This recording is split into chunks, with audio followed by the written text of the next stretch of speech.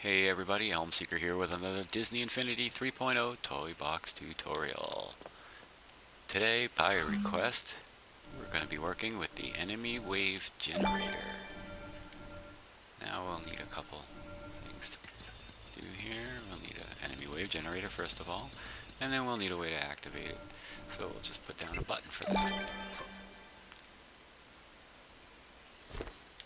Now, first thing we're going to take a look at here is the properties. If you can actually place down multiple locators. So you can place like 10 locators, connect this to all of them, and then when the spawn happens, they will spawn at one of those generators randomly. The countdown enabled, I'll turn that on to show it to you. Generation delay, what that does is that's if you have more than one thing in there, that's how long in between they will generate as part of the wave. Disable generation effects, when you get that little flash of light when they spawn, this will stop that from happening.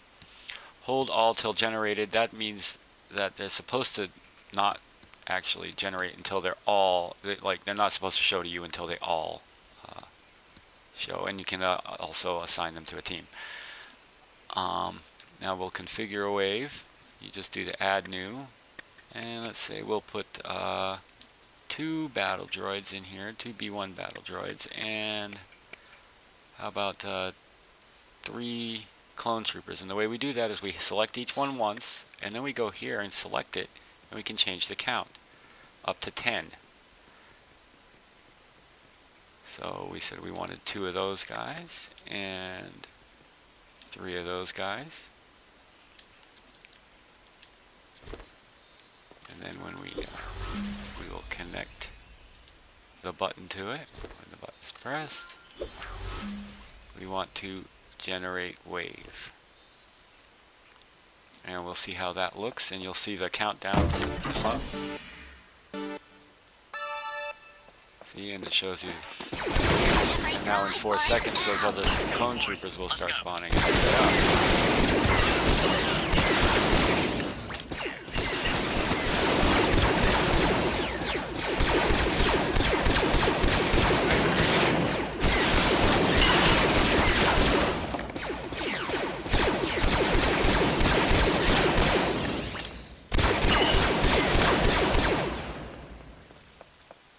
So those guys are all gone, and now what I'm going to do is place another button.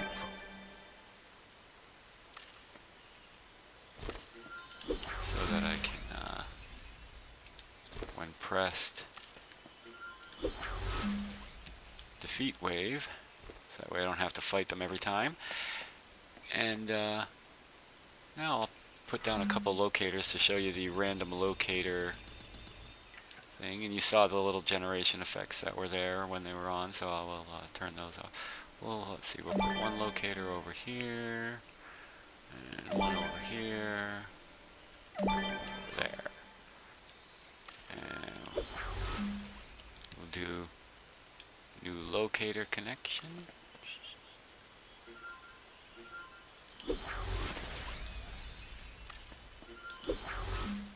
And new locator connection.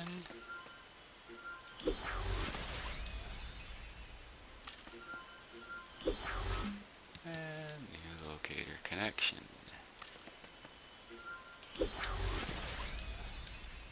And then we will go back into the properties here.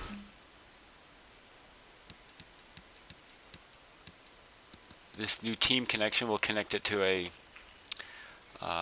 team, a team marker, which will make them part of that team. I don't understand the point though, because you can set their team in the properties. So I don't understand the point of that, having that there. I'll turn the countdown off, and then I will turn the generate at random locator on, and we'll turn disable generation effects on. And then we'll come over here and we'll hit the button and see where they spawn. See, each monster now spawns at a different locator. And they spawn at each, random one of the locators that are there, all randomly. So that can be quite useful if you want to have your people get surrounded or whatever. Just having your guys come from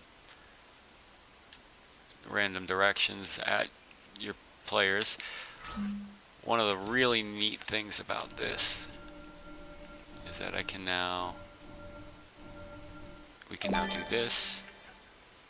We can put a path. So let's just put one long straight path here for now. And we'll delete these other two locators.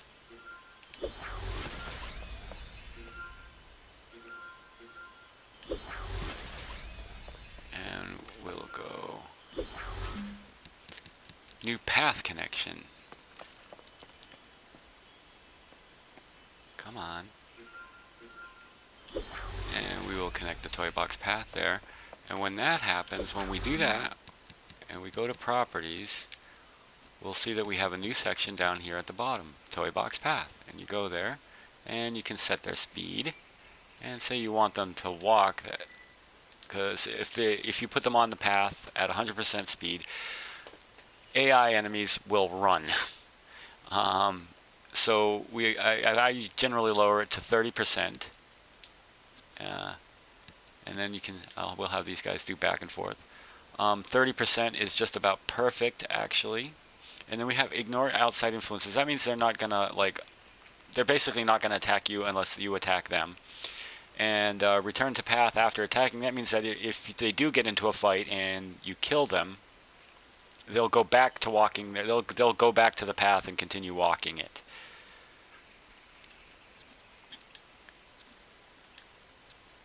And we will hit the button here, and they will spawn at that locator now, since it's the only one. And when they spawn, they will begin walking on that path. Except that guy who's supposed to be ignoring influences, but is not, apparently. But that does not happen. That does not take effect. The ignore outside influences does not take effect immediately when they are generated. It doesn't take effect until they get to the beginning of that path and start walking it. We'll regenerate them here.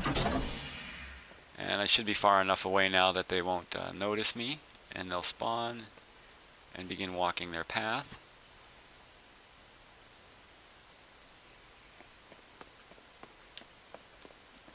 And as you can see, because I have the ignore outside influences on, I can walk around, get right up to them, bump into them, whatever, and they don't attack me. Now, if I start attacking them, they will attack me.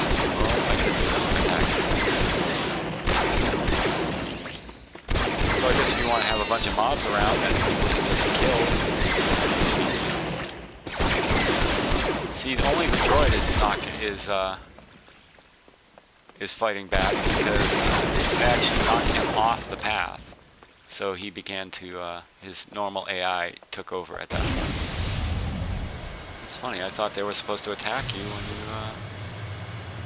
when you attack them. They were supposed to at least defend themselves, but no. So now if we go back to the wave generator, and we go back to properties, and toy box path, we turn ignore outside influences off, and we can come over here, hit the button, let them get generated, start walking their path.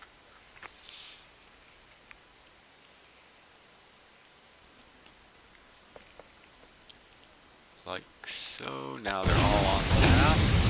We'll come over here, and when I get close, One of the new droid models. I think for my You're worth more to me alive.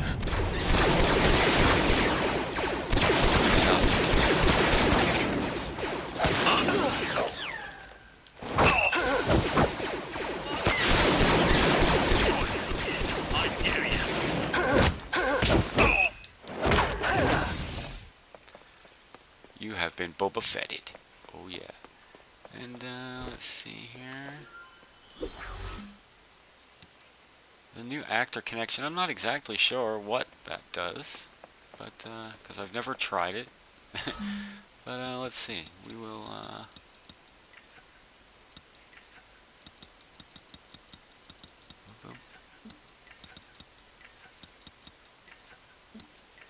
Let's find a.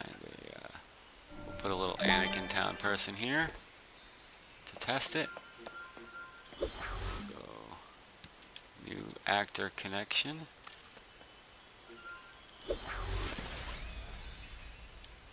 Ah, okay. So what it does is appears that when they spawn, this guy will begin following. Let's see if that's what happens.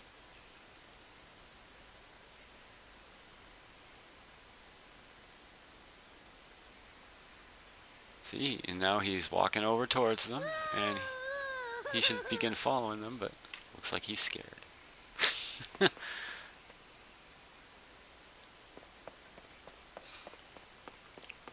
But it seems that that's what they're supposed to do. They're supposed to follow them, and we'll defeat them. And see, I think that's pretty much it.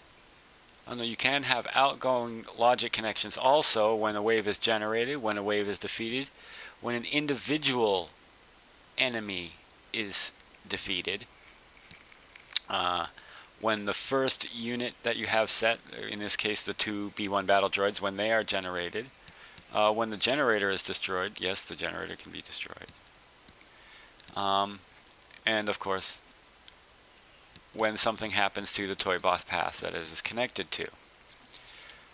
So, I think that is about it for now, and hope to see you soon.